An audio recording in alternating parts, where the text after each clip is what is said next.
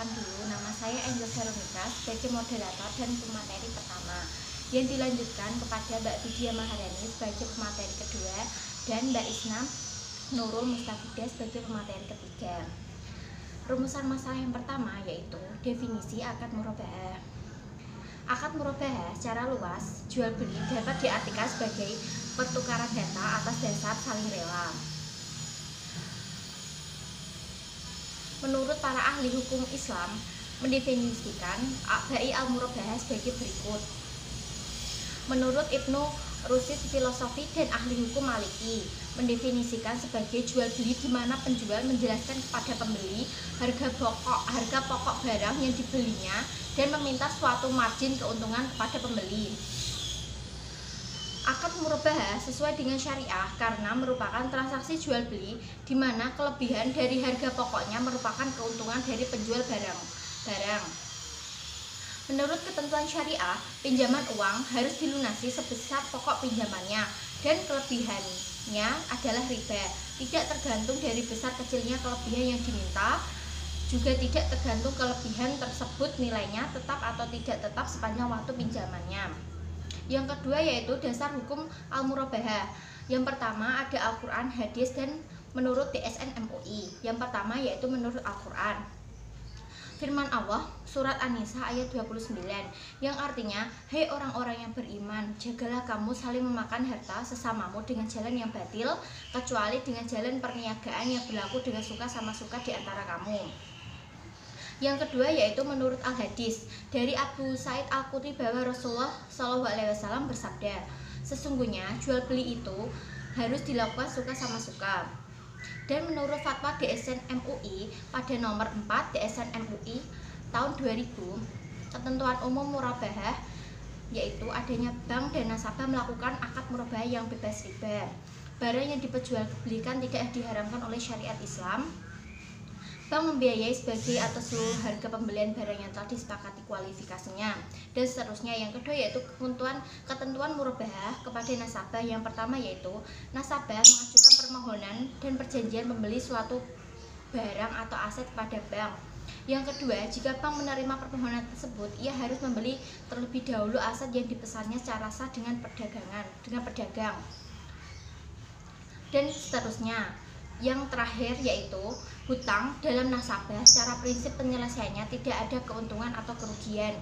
Ia tetap berkewajiban untuk menyelesaikan hutangnya pada bank. Jika nasabah menjual barang tersebut sebelum masa angsuran berakhir, kaitannya dengan transaksi lain yang dilakukan nasabah dengan pihak ketiga atas barang tersebut. Yang selanjutnya akan dilanjutkan oleh Mbak Vidya Maharani sebagai pemaparan kedua. Assalamualaikum warahmatullahi wabarakatuh. Saya Vidya Maharani dari kelompok 6 akan menjelaskan mengenai materi akad murabahah poin yang ketiga dan keempat. Yang poin ketiga yaitu rukun dan syarat murabahah. Rukun syarat murabahah yaitu yang pertama penjual atau bai, yang kedua pembeli atau musyitari, yang ketiga objek jual beli atau mabih. Adapun syarat objek jual beli yang pertama yaitu suci, yang kedua manfaat menurut syarak, yang ketiga jangan ditaklidkan, yang keempat tidak dibatasi oleh waktu, yang kelima dapat dipindah tangankan, yang keenam milik sendiri, dan yang terakhir adalah objek tersebut dapat diketahui atau dapat dilihat. Adapun rukun akad murabahah yang keempat yaitu harga atau saman, kemudian yang terakhir adalah ijab dan qabul. Syarat akad murabahah yang pertama yaitu penjual harus memberitahu harga pokok kepada pembeli.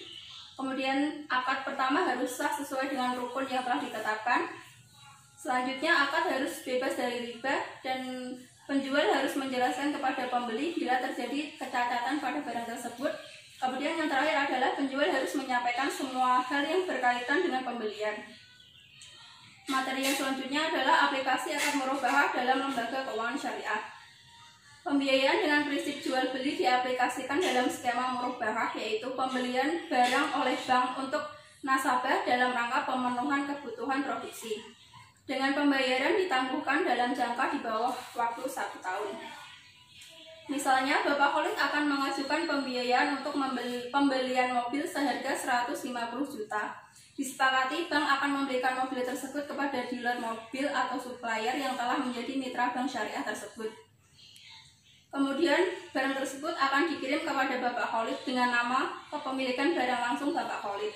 Bapak Khalid akan membayar mobil secara tangguh kepada bank selama 15 bulan dengan cicilan pokok sebesar 10 juta per bulan.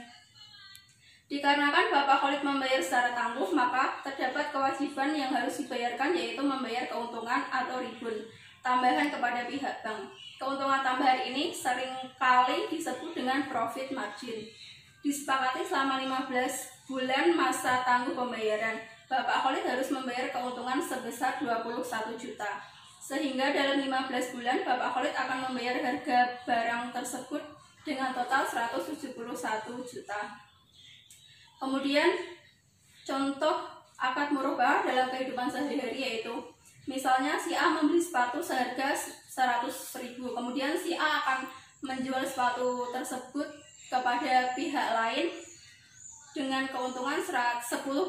Kemudian si A menjelaskan kepada calon pembelinya bahwa harga pokok sepatu tersebut seharga 100.000 dan dia memperoleh keuntungan sebesar 10%, sehingga si A menjual sepatu tersebut seharga 110.000 dan sesuai dengan kesepakatan si pembeli, sehingga akad tersebut sah. Aplikasi akad murabahah paralel dan hibrid dalam lembaga keuangan syariah. Yang pertama, akad murabahah paralel, yaitu melakukan suatu transaksi dengan bank melakukan dua akad murabahah dalam waktu yang sama. Dalam akad murabahah pertama, bank melakukan suatu pembelian sebuah barang kepada pihak penyedia barang dengan pembayaran di muka, dan pada akad murabahah kedua, bank menjual lagi kepada pihak lain dengan jangka waktu penyerahan yang disepakati bersama. Pelaksanaan kewajiban bank dalam akad murabahah kedua tidak tergantung pada akad murabahah yang pertama.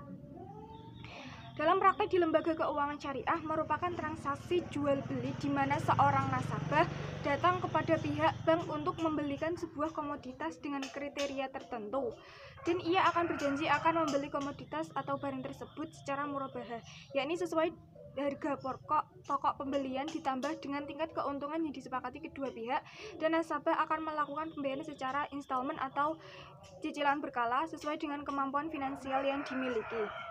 Yang kedua, hibrid dalam lembaga keuangan syariah.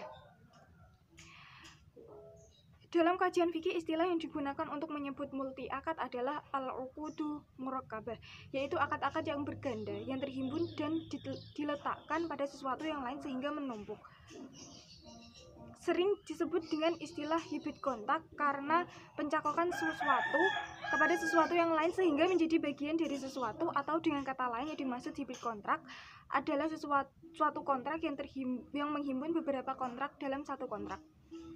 Kesepakatan dua pihak untuk melaksanakan suatu akad yang mengandung dua akad atau lebih, seperti jual beli dengan sewa menyewa, hibah, wakalah, qard, muzara'ah, sorof, syirkah, mudharabah, dan lain-lain. Sehingga semua akibat hukum akad-akad yang terhimpun tersebut serta semua hak dan kewajiban yang ditimbulkannya dipandang sebagai akibat hukum dari satu akad.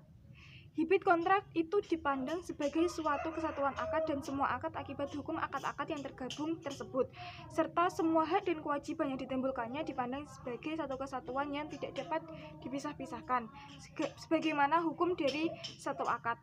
Macam-macam hibrid kontrak. Pertama, hibrid kontrak yang mutalitoh yang memunculkan nama baru seperti bai istiwal, bai tawaruk, musyarakah mutanasyiqah, dan bai wafa. A. Jual beli istiqlal merupakan percampuran tiga akad, yaitu dua akad jual beli dan ijarah sehingga bercampur menjadi tiga akad. B. Jual beli tawaruk, percampuran dua akad jual beli. Jual beli pertama dengan pihak pertama, jual beli kedua dengan pihak ketiga. C. Musyarakah mutanaqishos. Akad ini campuran akad syirkah milik dengan ijarah dan yang mutanaqishos atau jual beli yang disifati dengan mutanaqishos. D. Bai wafa adalah percampuran dua akad jual beli yang melahirkan nama baru pada awal kelahirannya di abad 5 Hijriah. Akad ini merupakan multi akad tetapi dalam proses sejarah menjadi satu akad dengan nama baru, yaitu bai wafa.